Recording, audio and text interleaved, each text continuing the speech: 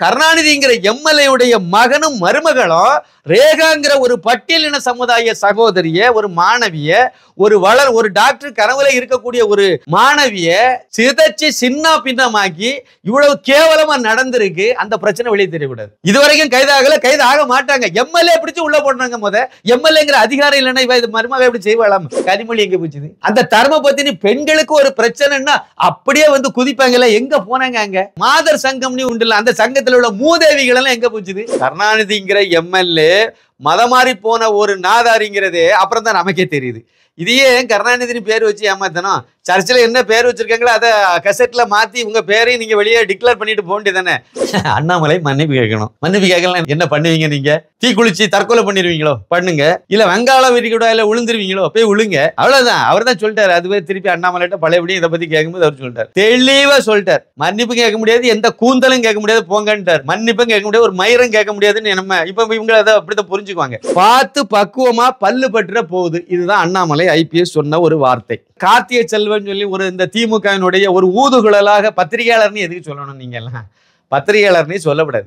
சொல்லாம அவன் திமுக காரன் அப்படின்னு சொல்லிட்டு ஸ்ட்ரைட்டாவே நீங்க உங்க வேலையை செய்துட்டு போகலாம். திமுக கொத்தடிமை பத்திரிகையாளர்னு சொல்லக்கூடிய அத்தனை பேரும் ஒருத்தன் கூட காசு வாங்காம செய்தி எழுதுறது கிடையாது. யாராவது ஒருத்தங்க பத்திரிகை இதுல இப்ப அண்ணாமலையை குற்றச்சாட்டு சொல்லக்கூடிய ஏதாவது ஒரு பத்திரிகையாளர்ங்கிற பேர்ல இருக்கக்கூடிய யாராவது ஒருத்தர், நான் வாழ்நாளில் இதுவரைக்கும் கவர் வாங்கினதே இல்லை சொல்லுங்க பாப்போம். பெருமாண்டிங்கிற படத்தை பிரஸ்ஸோ வைக்கும் போது பத்திரிகையாளர்களுக்கு வழங்கப்பட்ட கவர்ல போட்டு நொட்டுன பணம் மட்டும் 44,000 ரூபாய். சிறப்பா இருக்கும். பல்லு பாடாமல் வாசிப்போர் சங்கம் அண்ணாமலைக்கு கண்டனம் அப்படி சொல்லுங்க. ஏற்கனவே 10 ஆண்டு காலம் அவங்க கூட எல்லாம் பழகி அதெல்லாம் களை புடுங்கி போட்டுட்டு வந்தாலும் தான் திரு அண்ணாமலை ஐபிஎஸ். இவர் ஒன்னா விஜயகாந்த் கிடையாது. அல்ல விஜயகாந்த சரிச்ச மாதிரி இவரை சரிச்சிடலான்னு சொல்லி போனீங்க, நீங்க சரிஞ்சு நாசமா போயிருங்க. அதான் சொல்றாரு. அதாவது மன்னிப்பு கூந்தல் எல்லாம் கேட்க முடியாது போங்க அப்படின்ட்டார்ல. போங்க. இப்ப என்ன பண்ண போறிய? போய் நேர போய் வெங்காள விரிகுடால கொடுத்து சாவுங்க விழுந்து. அவ்வளவுதான் செய்யணும். இல்லைன்னா தீக்குளிங்க போய். நாரதர் மீடியா உணர்வாளர்களுக்கு எனது பணிவான வணக்கம். கள்ளக்குறிச்சி மாவட்டம் உளுந்தூர்பேட்டை பக்கத்துல உள்ள திருநருங்குன்றம் இந்த கிராமம், இது ஒரு பறையர் சமுதாய மக்கள் வாழக்கூடிய ஒரு கிராமம். இந்த கிராமத்தை சேர்ந்த ரேகாங்கிற ஒரு மாணவி +2 முடித்தவங்க. +2 முடிச்சுட்டு இந்த பொண்ணுக்கு என்ன கனவு அப்படின்னா, எப்படியாவது நம்ம டாக்டர் ஆகணும். இப்போ மோடி பிரதமரான பிறகு நீட்டு தேர்வுன்னு ஒன்று கொண்டு வந்த பிறகு ஏழைகள் எல்லாம் டாக்டர் ஆக முடியுங்கிற ஒரு நம்பிக்கையை கொடுத்துருக்கு. நிறைய பேர் உருவாயிட்டு இருக்காங்க. அப்போ அதுக்கு கிராமத்துல சாதாரணமான அரசாங்க பள்ளிக்கூடத்துல இந்த கேடுகெட்ட இந்த திராவிடியா மாடல் கல்வி திட்டத்துல படிச்சது ஒன்றும் விளங்காது. அதுக்கு அந்த போதுமான அளவுக்கு அந்த இதுல போட்டியில வர்றதுக்கு பங்கெடுக்கிறதுக்கு தகுதி இல்லாத லெவலில் தான் பெரும்பாலும் போயிட்டு இருக்காங்க. அப்போ இதுக்கு ஏதாவது கோச்சிங், எப்படி ஒரு பரீட்சையில பாஸ் ஆகிறதுக்கு டியூஷன் வைக்கிறோமே, இதை மாதிரி இதுக்கு ஏதாவது கோச்சிங் சென்டர் ஏதாவது போனா நாம டாக்டர் ஆயிடலாங்கிறது அந்த பொண்ணினுடைய, அந்த ரேகாவுடைய கனவு, எதிர்பார்ப்பு. அது கரெக்டான ஒரு இதுன்னு கூட. ஏன்னா ஒரு ஏழை பெண். அது அவங்க அம்மா சாதாரண கூலி வேலை செய்யறவங்க, அப்பா விட்டுட்டு ஓடி போயிட்டான் அந்த பொறுக்கி நாய். அதனால இது ஏழ்மையான நிலைமையில இந்த பெண்ணு தானாக முன் இது பண்ணணும். அப்ப அதுக்கு படிக்கிறதுக்கு செலவாகும். இதை சொன்ன உடனே இது நிறைய என்ன பண்ணிட்டு இந்த மாதிரி பண்ணணுங்கிற ஆசையை நம்ம இந்த பல்லாவரம் தொகுதி எம்எல்ஏ, அந்த ஆளுக்கு பேர் கருணாநிதி. அது கருணாநிதிங்கிற பேரை வச்சதுனாலே ஒண்ணுமே தெரியல. கிட்டத்தட்ட அதே மாதிரியான இதுதான் இவருக்கும் போயிட்டு இருக்கு. இவரை அணுகிருக்கு. இவருக்கு மகன் அணுகிருக்கு. மகன் திருவான்மியூர்ல இருக்கு. அவன் பேரு ஆண்ட்ரோ. மகன் ஆண்ட்ரோ.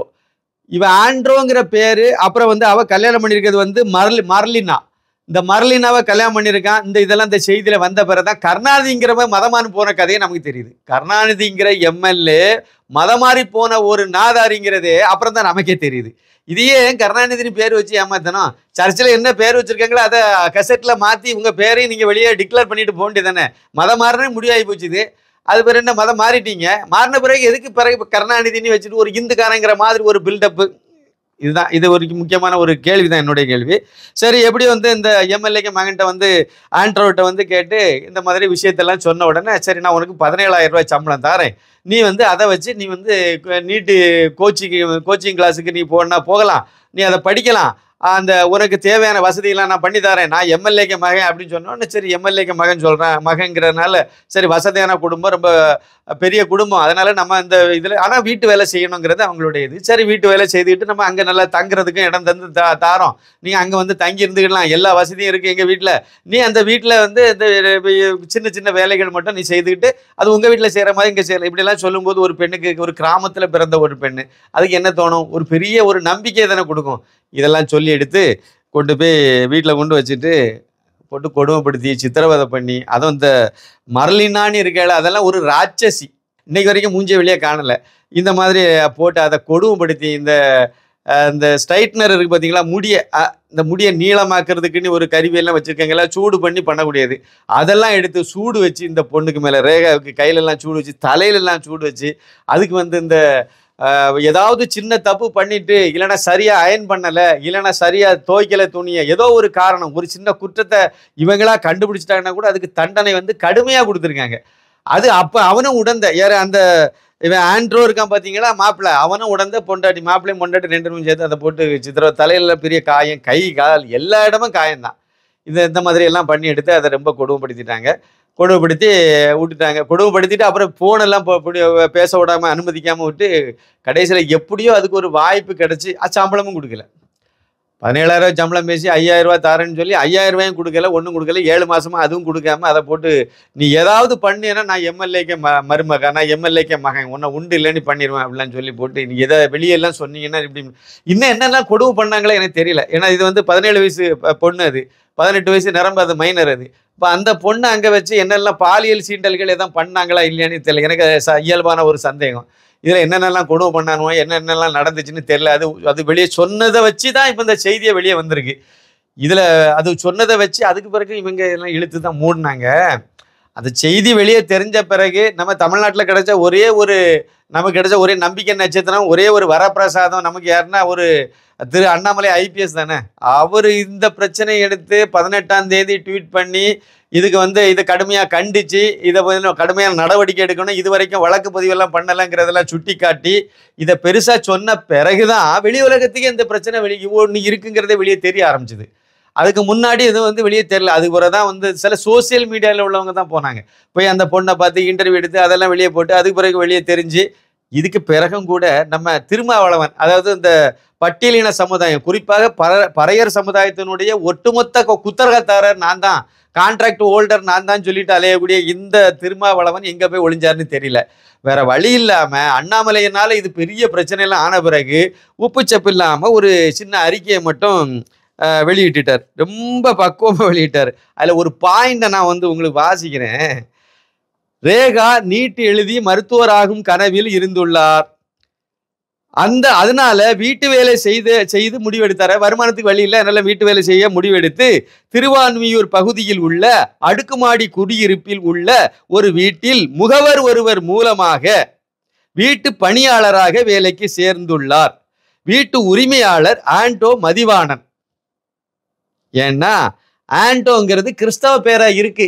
அது கூட மதிவானன்னு உன்னை சொருவினீங்க, அவன் அப்பன் பேரை சொருவினீங்கன்னா தான் அவன் இந்துக்காரனி சாயம் பூசிய முலாம் பூசலாம். இது தெளிவா வச்சிருக்கார். ஆண்டோ மதிவாணன் என்பவர் பல்லாவரம் தொகுதியை சார்ந்த திமுக சட்டமன்ற உறுப்பினர் ஆவார். யாரு? இந்த ஆண்டோ மதிவாணனுடைய அப்பா வந்து பல்லாவரம் தொகுதியை சார்ந்த திமுக சட்டமன்ற உறுப்பினர் ஆவார். அவனுக்கு பேரெல்லாம் கிடையாது. அந்த ஆளுக்கு பேர் இல்லாம தான் வளர்த்துட்டு இருக்காங்களா? அப்படிதான் அவர் எம்எல்ஏ ஆனாரா?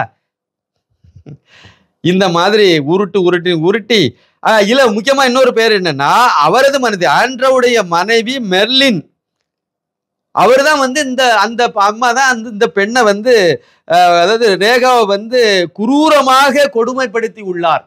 இப்ப எப்படி போகுது பார்த்துடுங்க. அப்படியே பூசி இப்படியே கொண்டு வந்து இழுத்து இப்படியே கொண்டு வந்து அப்படி சுற்றி இப்படி விடுறது. இதுக்கு பேர் தான் பல்லு படாம பதமா ஊதுறது அப்படிங்கிறது. இதைத்தான் திரு அண்ணாமலை ஐபிஎஸ் சொன்னார். நான் அதை சொல்லிட்டு திருப்பி 2வது இந்த விஷயத்துக்கு வரேன். பார்த்து பக்குவமா பல்லு பற்ற போகுது. இதுதான் அண்ணாமலை ஐபிஎஸ் சொன்ன ஒரு வார்த்தை. அவர் சொன்னது எதுக்கு சொன்னாரு? அதாவது இந்த இவர் இருக்க பாருங்க, கார்த்திகை செல்வன் சொல்லி ஒரு இந்த திமுகவினுடைய ஒரு ஊதுகுழலாக பத்திரிகையாளர்னு எதுக்கு சொல்லணும்? நீங்க எல்லாம் பத்திரிகையாளர்னே சொல்லக்கூடாது. சொல்லாமல் அவன் திமுக காரன் அப்படின்னு சொல்லிட்டு ஸ்ட்ரைட்டாவே நீங்க உங்க வேலையை செய்துட்டு போகலாம். அதுல வேற அம்பானியுடைய தொலைக்காட்சியில வேற இந்த ஈர வெங்காயம் வேலை பார்க்குது. அதெல்லாம் அம்பானிக்கு தெரியுமா தெரியல. அம்பானி, அதானி, கார்பரேட்டு இது இப்படியெல்லாம் சொல்லிட்டு அதே நிறுவனத்துல போய் நூட்டிக்கிட்டு தெரியுது என்னன்னு தெரியல. அது ஒரு பக்கம் இருக்கட்டு. இவர் வந்து நம்ம உதவாக்கரை உதயநிதி ஸ்டாலின்கிட்ட ஒரு இன்டர்வியூ எடுத்தார். இன்டர்வியூன்னா அது ஒரு தர்மம் இருக்குல்ல, பத்திரிகையாளர் இதழாளர் தர்மம்னே ஒண்ணு இருக்குல்ல. ஒரு நேர்மையா இருக்கணும். ஒரு கேள்வி கேட்டாலும் அதுல ஒரு நேர்மை தன்மை இருக்கணும். ஒருத்தனை தூக்கி நிறுத்துறதுக்காக வேண்டியெல்லாம் ஒரு ஒரு பெரிய மீடியாவை நீங்க பயன்படுத்துறதுங்கிறது எவ்வளவுக்கு அது அந்த அளவுக்கு அந்த ஓனர்கள் இதை கவனிக்கலைங்கிறது ஒரு பாயிண்ட். இதுல இந்த மாதிரி கொத்தடிமை வேலை செய்யணும். உங்களுடைய தனிப்பட்ட விருப்பு வெறுப்புகள் எல்லாம் வந்து அப்பாற்பட்டு தான் செய்தியை நீங்க சேகரிக்கணும், செய்தி இன்டர்வியூ எடுக்கணும், போடணுங்கிறது தான். இதுல என்ன விஷயங்கள் நீங்க கொண்டு வந்த தமிழ்நாடு சீரழிஞ்சிட்டு இருக்கு. பெண்கள் எல்லாம் தாலி எடுத்துக்கிட்டு இருக்காங்க. மதுனால இவ்வளவு பெரிய விஷயங்கள் நடந்துட்டு இருக்கு. நீங்க ஆட்சிக்கு வரதுக்கு முன்னாடி இதெல்லாம் வாக்குறுதியா கொடுத்தீங்க. இன்னைக்கு வந்து அதெல்லாம் பண்ணாம வச்சிருக்கீங்க. இந்த இதுல அரசு ஊழியர்கள் ஆசிரியர்களுடைய கோரிக்கை நிறைவேற்றல, இந்த இவங்க போக்குவரத்து தொழிலாளர்களுடைய கோரிக்கையை நிறைவேற்றல, எந்த கோரிக்கையும் நீங்க நிறைவேற்றல. எந்த திட்டங்கள் அதாவது உங்களுடைய தேர்தல் வாக்குறுதி எல்லாம் முழுமையா நிறைவேற்றாம இருக்கு. இப்ப இது மாதிரியான இதெல்லாம் நீங்க எவ்வளவோ கேள்வி கேட்கலாம். அதை விட்டுட்டு பார்த்து பக்குவமா பல்லு பற்ற போகுதுங்கிற ரேஞ்சில் இவங்க வந்து ரொம்ப பூசி மெழுகி கேள்வி கேட்டாங்க. இதை வந்து திரு அண்ணாமலை ஐபிஎஸ் வந்து அவர்கிட்ட கேள்வி கேட்கும்போது அதை வந்து இதை சொல்லியிருந்தார். இந்த வார்த்தையை அவர் பயன்படுத்தியிருந்தார். உடனே அவ்வளவு பத்திரிகையாளர் வெளியே வந்துட்டான். திமுக கொத்தடிமை பத்திரிகையாளர்னு சொல்லக்கூடிய அத்தனை பேரும் ஒருத்தன் கூட காசு வாங்காம செய்தி எழுதுறது கிடையாது. யாராவது ஒருத்தங்க பத்திரிகை இதுல இப்ப அண்ணாமலையை குற்றச்சாட்டு சொல்லக்கூடிய ஏதாவது ஒரு பத்திரிகையாளர்ங்கிற பேர்ல இருக்கக்கூடிய யாராவது ஒருத்தர், நான் வந்து வாழ்நாளில் இதுவரைக்கும் கவர் வாங்கினதே இல்லை சொல்லுங்க பாப்போம். நான் வாங்கல. 10 வருஷம் வேலை பார்த்தேன். நானும் பிரஸ் மீட்டுக்கெல்லாம் போயிருக்கேன். அதுவும் சினிமா பிரஸ் மீட்டுக்கெல்லாம் போயிருக்கேன். ஆனால் நான் காசு வாங்கலை. வேணா இந்த தினத்தந்தியில் இன்னும் இப்போ இருக்கக்கூடியவர் இல்லை இதுக்கு முன்னாடி இருந்த ரிப்போர்ட்டர் இல்லை மாலை மலர் இருக்கிற ரிப்போர்ட்டர் யார்கிட்ட வேணாலும் கேளுங்க. இல்லை ஆசிரியர் செய்தி ஆசிரியர்கிட்ட கேட்டு பாருங்க, அது தெரியும். இல்லைன்னா மதுரையில் வேலை பார்த்த மதுரை மாலை மலரில் வேலை பார்த்த 96 வேலை பார்த்த எடிட்டரு இல்லைன்னா அப்போ இருந்த மாலை மலர் மேனேஜர் வேற சொல்ல வேண்டாம்னு நினைக்கிறேன். கேளுங்க, அவர்கிட்ட கேளுங்க, என்னை பற்றி அவர் சொல்லுவார். பத்திரிகை காசு வாங்குவோம் வாங்க மாட்டாங்கிறது அன்னைக்கு பெரிய சம்பவமே மதுரையில் நடந்துச்சு. உங்களுக்கு அந்த நேரத்தில் நடந்துச்சு. சரி இருக்கட்டும். அதனால நான் எனக்கு கேட்கறதுக்கு உரிமை இருக்கு, தகுதி இருக்கு. உரிமை இருக்குங்கிறத விட தகுதி இருக்கு. நான் இப்ப கேட்கிறேன், ஒரே ஒரு பத்திரிகையாளர், அதாவது விருமாண்டினி ஒரு படம் வந்து பாத்தீங்களா, அந்த பத்திரிகை அந்த அதுக்கு ஒரு பிரஸ் மீட் வச்சிருந்தாங்க. அந்த பிரஸ் மீட்டுக்கு வந்து பிஆர்ஓ வந்து நிகில் முருகன், பெரிய சீனியர் மோஸ்ட் பிஆர்ஓ, அதுக்கெல்லாம் அவரும் ஒருத்தர். அவர் தான் வந்து அதுக்கு பிஆர்ஓ. அந்த பத்திரிகையாளர் சந்திப்புல அந்த யாருக்கு எந்த பத்திரிகையில வந்தாங்க, எவ்வளவு பணம் அன்னைக்கு, இது 2003 இருக்கும்னு நினைக்கிற வருஷம், அன்னைக்கு யார் எவ்வளவு பணம் எந்த பத்திரிகையில இருந்து எந்த நபர் வந்தாரு, அவருக்கு எவ்வளவு பணம் கவர்ல போட்டு கொடுக்கப்பட்டதுன்னு ஒரு இது வச்சிருந்தாங்க. அது ஏதோ ஒரு வழியில வந்து ஒரு காப்பி என் கையில கிடைச்சது. சரியா? இதுக்கு பிறகு என்ன நிறைய சம்பவம் நடந்துச்சு. அதுல உள்ள புள்ளி விவரத்தை மட்டும் சொல்றேன். 44,000 ரூபாய் கொடுத்திருந்தாங்க. விருமாண்டிங்கிற படத்தை பிரஸ்ஸோ வைக்கும் போது பத்திரிகையாளர்களுக்கு வழங்கப்பட்ட கவர்ல போட்டு நொட்டுன பணம் மட்டும் 44,000 ரூபாய். கிராஸ் செக் பண்ணா அதான் வெளிப்படையே சொல்லிட்டேன், படத்துக்கு பேரே சொல்லிட்டேன். வேணா அவரு கமல்ஹாசன் அவருடைய ப்ரோடக்ட் ராஜ்கமல் பிலிம்ஸ் தான், போய் ஒருக்கா செக் பண்ணிட்டு வாங்க. கவர்ல போட்டு கொடுத்தது அங்க எழுதி வச்சிருப்பாங்க, கணக்குல இருக்கும். இல்லைன்னா என்கிட்ட கேளுங்க, நான் சொல்றேன். நான் கொடுக்குறேன், இருக்கும், தேடி பார்த்தா என்கிட்ட அந்த காப்பி இருக்கும், உங்களுக்கு தாரேன். எந்த பத்திரிகையில இருந்து யார் வந்தாங்க, எவ்வளவு பணம் கொடுக்கப்பட்டது அப்படிங்கிறது அதுல புள்ளி விவரமாவே இருக்கும். பேரும் இருக்கும், வாங்கின அமௌண்ட்டும் இருக்கும். அதுல யாராவது ஒருத்தங்க வந்து பிரிண்டட் காப்பி வேற, யாராவது ஒருத்தங்க வரல அப்படின்னு சொன்னா உடனே அந்த பேரை அடிச்சுக்கிட்டு அதுக்கு பேரை யாரு வந்தாங்க. இப்ப உதாரணத்துக்கு ராணி, அதுல அந்த பிரிண்ட் பண்ணும்போது அதுல முகமது அலி, அவர் தான் சினிமா ரிப்போர்ட்டரு. ஆனா அதை வந்து அதுக்கு பிறகு வந்து அங்க போறது இன்னொரு நண்பர். ஏன்னா இவரு அதுக்கெல்லாம் வேலையை விட்டு வெளியே போயிட்டாரு. அதனால அவருக்கு பதிலாக இன்னொருத்தர் போயிருந்தாரு. அவருக்கு பேரை அடிச்சுட்டு யாருக்கு முகமது அலிக்கு பேரை அடிச்சுட்டு அதுக்கு பதிலாக இன்னொருத்தருக்கு பேரை அதில் போட்டு அவருக்கு இவ்வளவு ரூபா கொடுக்கப்பட்டதுன்னு எழுதியிருக்கும். போதுமா? இவ்வளவுதாங்க யோக்கியதை. பத்திரிகையாளர்னு சொல்லக்கூடியவை 99% காசு வாங்குறவன் தான். என்ன யோக்கியதை இருக்கு உங்களுக்கு? காசு எப்ப வாங்கிட்டீங்களோ செத்துட்டீங்க. அப்பவே நீதி செத்து போச்சு, பத்திரிகை செய்தி செத்து போச்சு. காசு வாங்கிட்டு அப்புறம் என்ன ஈர வெங்காயத்துக்கு? பெரிய சம்பவம்லாம் நிறைய சொல்ல முடியும். இதுல வந்து சபீர் அகமதுன்னு ஒரு ஆளு, இவரை வந்து RS பாரதி இருக்காரு பாத்தீங்களா, அவருடைய புத்திர பாக்கியம், அது வந்து என்ன பண்ணிருந்ததுன்னா, இவனை எங்க போனாலும் அந்த நாயை விடாதுங்க, இவனை வந்து கொன்றுணும், நம்ம தீர்த்தரணும் அப்படிலாம் வந்து ட்விட்டர் ஸ்பேஸ்ல வந்து ஒரு நாள் பேசி அதெல்லாம் போட்டு பொங்கி, ஐயோ நான் ஒரு என்னை வந்து இப்படியெல்லாம் ஓரம் கட்டுறாங்கன்னு சொல்லி கிடந்து புலம்பி அழுது புலம்புனால்தான் அந்த சபீர் அகமது. இவரு ஒரு இது வச்சிருக்கார், பத்திரிகையாளர் சங்கம்ங்கிற பேர்ல ஆளுக்கு வச்சிருக்க, இஷ்டத்துக்கு 4 பேரை சேர்க்க வேண்டியது ஒரு சங்கம். அதுல 4 பேர்ல 3 பேர் இந்துக்காரனா இருப்பான்.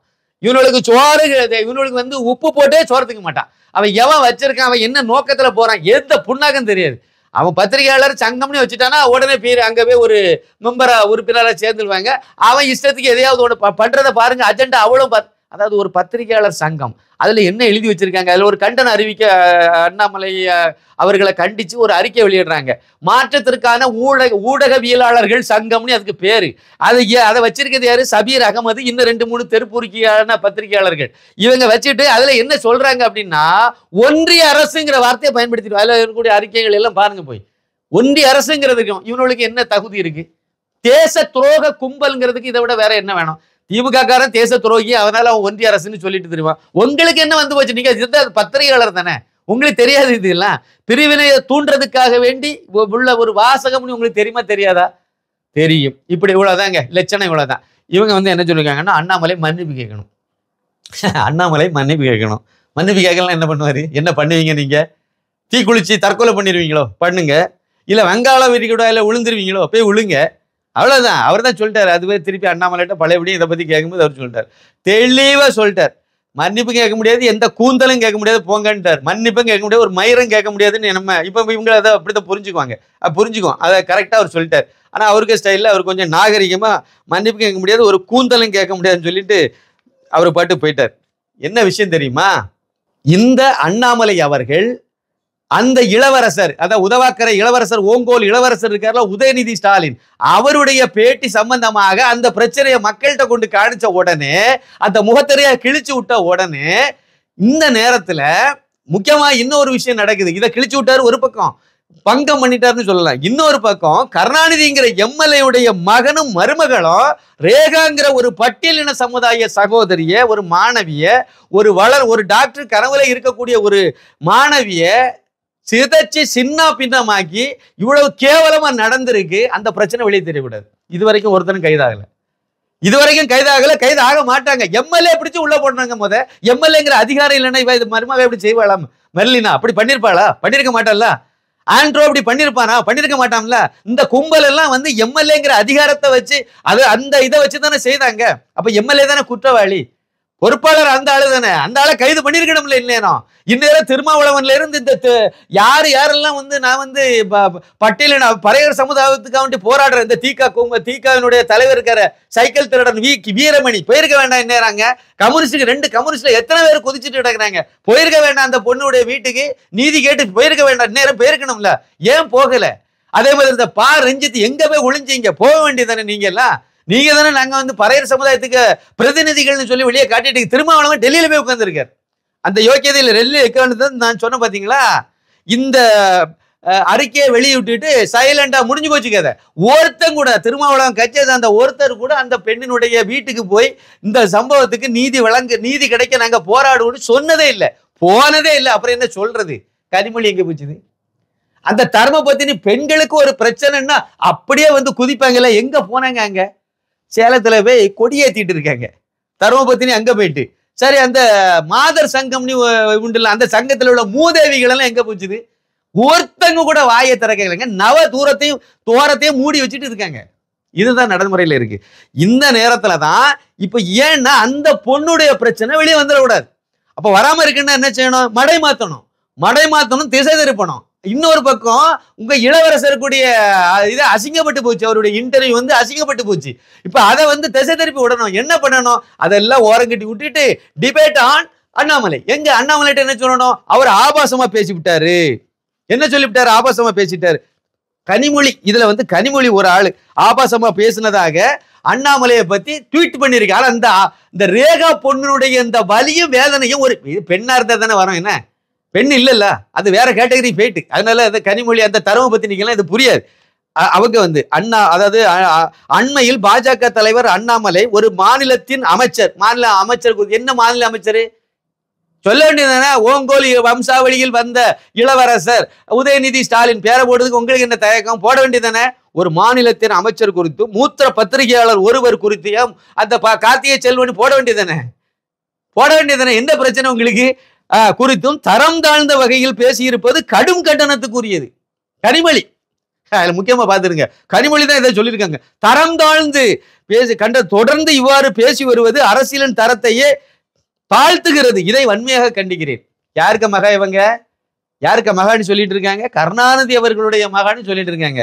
அவரு அந்த கருணாநிதி சட்டசபையில என்ன சொன்னாரு? அனந்த நாயகிங்கிற எம்எல்ஏ, காங்கிரஸ் எம்எல்ஏ கேட்ட ஒரு கேள்விக்கு திராவிட நாடு சொல்றீங்களா, அது எங்க இருக்கு சொல்லு நீ அப்படி கேட்டதுக்கு பதில் சொல்ல திராணி இல்லாம துப்பு இல்லாம என்ன வார்த்தை சொன்னாரு அவரு?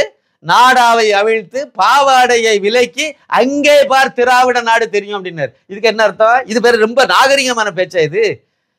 அதாவது பிரேமதாசாவும் இந்திரா காந்தி அம்மையாரும் சந்திச்சாங்க அப்படின்ட்டு அவரோ மனைவியை இழந்தவர், இவரோ கணவனை இழந்தவர், 2 பேரும் 2 மணி நேரம் ஒரு தனி அறையில் என்ன பேசியிருப்பார்கள் என்று உங்களுக்கே தெரியும். இது கருணாநிதி டைலாக்.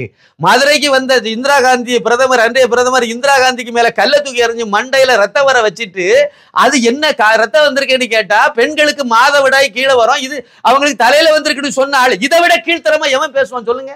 கருணாநிதியுடைய டைலாக், கனிமொழியுடைய அப்பாவுடைய டைலாக். உங்க அப்பா எப்படி எல்லாம் பேசி வச்சிருக்காரு. நீங்க அண்ணாமலைக்கு பாடம் நடத்த வந்திருக்கீங்க.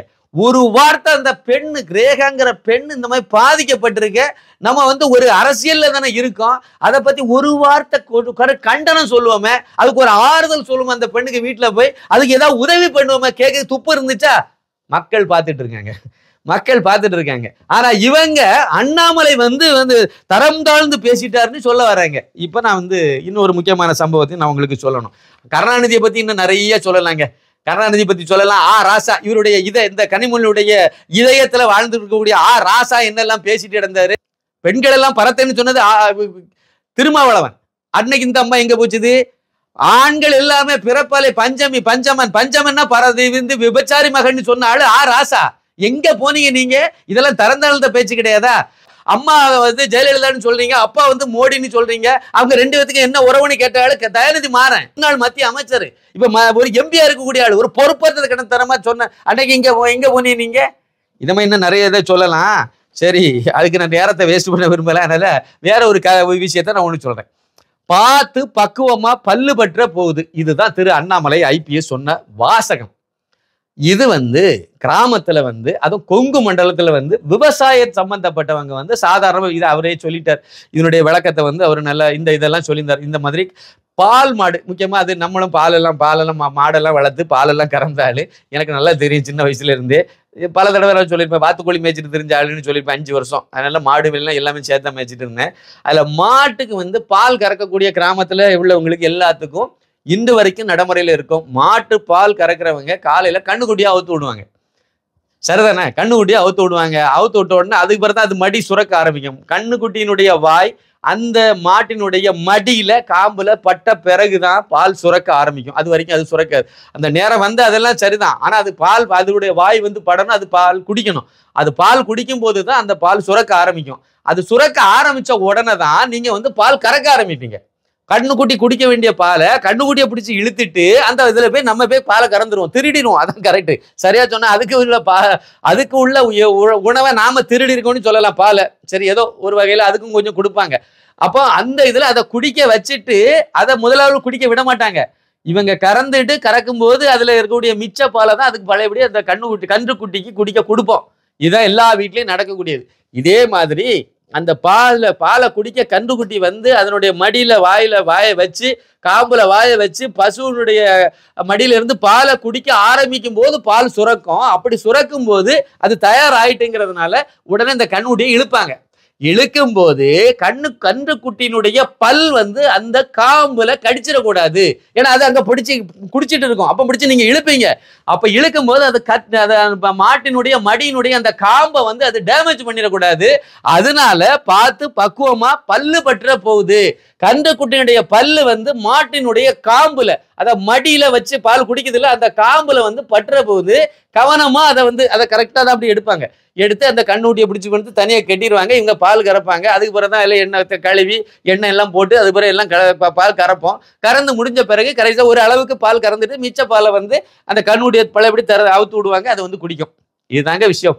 இதுக்கு தான் அந்த டயலாக் உண்டு, இதுதான் நடைமுறையில இருந்துச்சு. இன்னும் ஒரு முக்கியமான இதை நான் சொல்றேன். ஒரு பழமொழி இது இருக்கு, பல் படாம வாசின்னு ஒண்ணு இருக்கு. இதை திரு அண்ணாமலை சொல்லல, அவரு சொன்ன டயலாக் வந்து பார்த்து பக்குவமா பல்லு பற்ற போகுதுங்கிறது. அவருடைய கிராமத்துல அவர் ஒரு விவசாய குடும்பத்தை சேர்ந்தவர், மாடுகள் எல்லாம் வளர்க்கறதுனால அவருக்கு தெரியும், அதை அவரு சொல்லிட்டார். ஆனா இதுக்கு முன்னாடி இன்னும் ஒரு பழமொழி ஒண்ணு இருக்கு, பல் படாம வாசின்னு ஒண்ணு இருக்கு.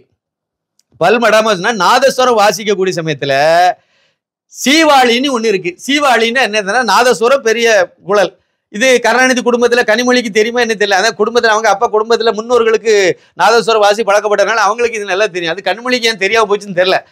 சரி, அது இருந்துட்டு போட்டு, அந்த சீவாளின்னு ஒண்ணு இருக்கு பாத்தீங்களா? சீவாளின்னு என்னது? அதுதான் இந்த பிபி ஊதக்கூடியதுக்கு முக்கியமானது. அதுதான் உதடுல ஒட்டும். அதை தூக்கி உள்ள சொருவிட்டு தான் இங்க பிபின்னு ஊதி பார்ப்பாங்க. சரி இந்த சீவாளி நல்லா இருக்குன்னா அதை எடுத்து வச்சு அதை அதுல சொருவாங்க. நாதஸ்வரத்தினுடைய பின்பகுதியில அதைத்தான் சொருவாங்க. அது சொருவி கரெக்டா அதுல நிக்கும் போது இப்ப ஊதும் போது அதுல இசை வெளியே வரும். அந்த அங்கிருந்து ஊதக்கூடிய வாயிலிருந்து வரக்கூடிய காற்று தான் இசையாக வெளியே வரும். இது உங்களுக்கு எல்லாம் நல்லா தெரியும். இதுல அந்த சீவாளி இருக்கு பாத்தீங்களா, அத பல்ல வச்சு கடிக்கப்படாது. இவ்வளவுதான் விஷயம். பார்த்து அதுக்காக வேண்டி சொல்லக்கூடிய வார்த்தை தான், அப்படி சொன்னதுதான் பல் படாம வாசி. பல்லு வந்து அந்த சீவாளியில படக்கூடாது, 2 உதடும் தான் அதுல படணும். உதட வச்சுதான் வாசிக்கணும், அப்படிதான் வாசிப்பாங்க. இதுக்கு வந்து அந்த ஆசிரியர்கள் வந்து இதை கத்துக்கக்கூடிய மாணவர்களுக்கு சொல்லும் போது பல் படாம வாசின்னு சொல்லுவாங்க. இப்படி சொல்லி கொடுத்துதான் அவங்கள வாசிக்க வைப்பாங்க, அவங்க வாசிப்பாங்க. இப்படி கால ஓட்டத்துல அப்படியே இதை அப்படியே சொல்லி அப்படி போயிட்டு இருந்த பழமொழிகள் வந்து என்னவாயிட்டுன்னா, இந்த ஒருத்தனுக்கு போய் ரொம்ப ஓவரா வந்து போய் ஒருத்தனை சப்போர்ட் பண்ணுவாங்கல்ல. இப்ப வந்து இந்த ஓவரா வந்து இந்த அறிவாலயத்தினுடைய கொத்தடிமைகளா மாறுவாங்க பாத்தீங்களா, இந்த மாதிரி கொத்தடிமைகளுக்கும் அதை சொல்ல ஆரம்பிச்சாங்க. அப்படி இப்படிப்பட்ட இதை எவனுக்காவது ஒருத்தனுக்கு சம்பந்தமே இல்லாம ஒருத்தனுக்கு உண்மை எப்படி இருக்கும், ஆனா ஒரு தப்பு செய்த ஒருத்தனை தூக்கி நிறுத்துறதுக்கு, இல்லைன்னா உண்மை இல்லாத ஒருத்தனை வந்து உண்மை செய்தது மாதிரி இல்ல ஒண்ணுமே செய்யாதவனை செய்த மாதிரி பூசி மெழுகிறதுக்கு, இந்த பூசி மெழுகிறதுங்கிற வார்த்தையில கரெக்டா இருக்கும். இது மாதிரியான வார்த்தையில இதுவும் ஒன்று, பார்த்து பக்குவமா பல்லு பற்ற போகுதுங்கிறதும் சரி. அதை விட சிறப்பான வார்த்தை வந்து நான் சொன்ன மாதிரி பல்படாம வாசிங்கிறது அதுல இருந்து வந்த வார்த்தை தான். இப்படிதான் இருந்துங்க. அண்ணாமலை அன்னைக்கு வந்து அந்த இதுல அந்த பேட்டியை கொடுத்து அது வெளியே வந்த உடனே நான் அந்த வீடியோவை வீடியோல தான் பார்த்தேன், டிவி எல்லாம் பாக்குறது இல்லைன்னா. அந்த வீடியோவை நான் அதை பார்க்கும்போது எனக்கு இதுதான் புரிஞ்சுது. நம்ம ரொம்ப ஓவரா அதாவது வாங்கின காசுக்கு மேல கூற ஒருத்தனுக்கு இந்த மாதிரி சொல்லுவாங்க. அது அவர் எங்க கிராமத்துலயும் சொல்லக்கூடியதுதான், இதை மாதிரி எல்லா இடமும் சொல்றதுதான். அதை வந்து அவர் சொல்லியிருக்காரு அப்படிங்கிறத எனக்கு புரிஞ்சுது. கரெக்டா சொல்லியிருக்காரு தலைவர் அப்படின்னு சொல்லி நான் நினைச்சுக்கிட்டேங்க. ஆனா ஒரு நாளைக்கு பிறகுதான் இந்த நான் ஏற்கனவே சொன்ன பாத்தீங்களா, இந்த சபீர் அகமது இது மாதிரி இன்னும் இந்த கேடுகெட்ட பத்திரிகையாளர்ங்கிற பேர்ல இருந்து இந்த ஸ்வீட் பாக்ஸ் மணில இருந்து ஆரம்பிச்சு இந்த இவங்க எல்லாம் இருக்காங்க பாத்தீங்களா, இந்த ஆர்கேனி ஒரு ஆளு, இவங்க எல்லாருமே வந்து அண்ணா அறிவாலயத்தினுடைய கொத்தடிமைகள், ஸ்வீட் பாக்ஸுக்காக கதறக்கூடிய ஆட்கள். இவங்க எல்லாரும் உட்காந்து அது எப்படி அண்ணாமலை இப்படி பேசலாம், ஒரு பொறுப்பற்ற தனமா பேசினாரு, இதெல்லாம் வந்து கனிமொழியோட லிங்க்ல இருப்பாங்க, எப்படி நீங்க வந்து இப்படி பேசலாம் அப்படின்னு சொல்லிட்டு ஆரம்பிச்சாங்க. அப்புறம் தான் யோசித்தேன், ஆகா இதுக்கு இவனும் வேற ஒரு அர்த்தம் வச்சிருக்காங்க, அடா சண்டாளனோட, இது நமக்கு தெரியாது, நம்ம இப்படி யோசிக்கலையே, இது அதை விட ரொம்ப ரொம்ப ரொம்ப ரொம்ப நல்லா இவங்களை பத்தி இவங்களே ரொம்ப அழகா பண்ணி வச்சிருக்காங்களே. திருமாவளவன் என்ன சொல்லுவீங்க? இப்போ பார்த்து பக்குவமா பல்லு பற்ற போகுதுன்னு சொல்ல போறீங்களா, பல் படாம வாசிக்கிறார்னு சொல்றீங்களா? அவருடைய அறிக்கையை நான் முதல் அதுக்கு தான் வாசித்து காணிச்சேன். இந்த ரேகாங்கிற அந்த பாதிக்கப்பட்ட பெண்ணை சம்மதப்படுத்தி அந்த பாதிப்புக்குள்ளாக அந்த எம்எல்ஏ பேரை கூட சொல்லாம இப்படி, அதாவது எப்படி இவ வந்து அந்த பொண்ணு ரேகா வந்து நான் வந்து படிச்சு நான் வந்து அதனுடைய கனவு, நான் எப்படியாவது டாக்டர் ஆகணுங்கிறது கனவு, அதனால நீட் எக்ஸாம் எழுதணும்னு கனவு, அதுக்காக நான் இது வீட்டு வேலை செய்யணும்னு முடிவெடுத்து அதுக்காக ஒரு முகவரை ஒரு இடைத்தரகரை சந்திச்சு அவ வந்து திருவான்மியூர்ல இருக்கக்கூடிய ஒரு அடுக்குமாடி குடியிருப்புல கூட்டிட்டு போனா, அந்த வீட்டுக்கு எதிர்பாராத விதமா வந்து ஓனரா இருந்தவன் வந்து அந்த ஆண்ட்ரோ வந்து யாருன்னா அதுல மதிவாணன், அவன் வேற கிறிஸ்டின்னு காணிக்கப்படாதான். அந்த ஆண்ட்ரோ வீட்டுல அவ வந்து யார் அப்படின்னா அவ பல்லாவரம் தொகுதி எம்எல்ஏ உடைய திமுக எம்எல்ஏ உடைய மகன் ஆவார். இதுக்கு பேர் தான் பல்லு படாம வாசிக்கிறது. இவங்க லாங்குவேஜ்ல, நான் சொல்லல, இவங்க லாங்குவேஜ்ல இப்படியே வாசிக்கிறீங்களா, இதான் பல்லு படாம வாசிக்கிறதுன்னு இப்ப நான் சொல்றேன். திருமாவளவன் என்ன சொல்லுவீங்க, கனிமொழி என்ன சொல்லுவீங்க? இதை பத்தி கண்டுக்கவே இல்லையா? என்ன சொல்லுவீங்க? பல்லு படாம வாசிக்கிறதுன்னு அதுக்கு அர்த்தம் கனிமொழி பல்லு படாமல் வாசிக்கிறார் அப்படி நம்ம சொல்லிக்கலாமா? அப்படித்தானே இதை எடுத்துக்க முடியும். அதே மாதிரி ஒவ்வொரு பத்திரிகையாளரும் இதை பத்தி பேசுற எல்லாருமே கண்டிக்கிற எல்லாருமே பல்லு படாம வாசிக்கிறாங்கன்னு தான் நம்ம எடுத்துக்க முடியும். ஒருத்தங்க கூட அந்த பெண்ணுடைய, அதாவது அந்த பெண்ணுக்கு நடந்த கொடூரத்தை கோரத்தை திசை திருப்பி விடுறதுக்காக அண்ணாமலைக்கு மேல போட்டு இப்படி எடுத்துட்டு போலான்னு நினைச்சு இப்படி பண்றாங்கன்னா, இந்த மாதிரியான ஒரு அயோக்கியத்தனத்துக்கு ஜேர்னலிசம்னு நீங்க பேரு வச்சீங்கன்னா உங்களை பல்லுபடாம வாசிக்கிற கும்பல் அப்படின்னு சொல்லி நம்ம சொல்லலாம், தைரியமா சொல்லலாம். காசுக்கு கூலிக்கு மாரடிக்கிற இந்த கேடுகட்ட ஜென்மங்களை பல்லுபடாம வாசிக்கிற கும்பல் அப்படின்னு சொல்லி நம்ம தெளிவா சொல்லலாம். அவர் சொன்ன மாதிரி இந்த பார்த்து பக்குவமா பல்லுபற்ற போகுதுன்னு சொல்லதை விட பல்லுபடாம வாசிப்பாளர்கள் சங்கம்னு நீங்க சங்கத்துக்கு பேரை வைங்க, ரொம்ப நல்லா இருக்கும், சிறப்பா இருக்கும். பல்லுபடாமல் வாசிப்போர் சங்கம், அண்ணாமலைக்கு கண்டனம் அப்படி சொல்லுங்க. இதான் ரொம்ப ரொம்ப ரொம்ப சிறப்பா இருக்கும். இதுல கூடுதலா ஒரு சின்ன தகவலை நம்ம சொல்லணும். என்ன அப்படின்னா, இவரு திரு விஜயகாந்த் இருக்காரு பாத்தீங்களா, அவரை அன்றைக்கு இருந்த சூழ்நிலையில இந்த திமுகவுக்கு கொத்தடி ஏவல் வேலை செய்யறதுக்காக வேண்டி பத்திரிகையாளர்கள் ஊடகவியலாளர்கள் எல்லாரும் அன்னைக்கு என்ன பண்ணுனாங்கன்னா, விழுந்து விழுந்து அவரை போய் நோண்டிக்கிட்டே இருப்பாங்க.